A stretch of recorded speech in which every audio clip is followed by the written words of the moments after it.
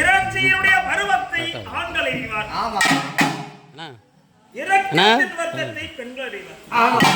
அப்படி சொல்லக்கூடிய ராமகலந்தியா நல்லூர் கிராமத்தில் இருக்கக்கூடிய அண்ணன் முருகன் சர்வே ஆபீஸ்ல பழத்துறை எழுத்தாளர் கோட்டையில அப்படி அண்ணனுடைய கைநாள் கொண்டு ரூபா அண்ணன் கைநாள் கொண்டு ரூபா உனக்கு ஏற்பதா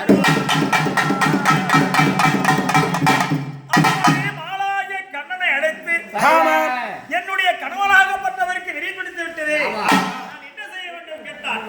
அப்படியே பகவானாகப்பட்டவன் எந்த நேரத்திலும் வர வேண்டியது அண்ணா கோபாலகண்டன் அங்கங்கேயும் வரத்தை கொடுத்துருவேன். வரத்தை கொடுத்துட்டு அண்ணா கோபாலகண்டன் ஓடியாருவேன். நான் என்ன உனக்கு படியா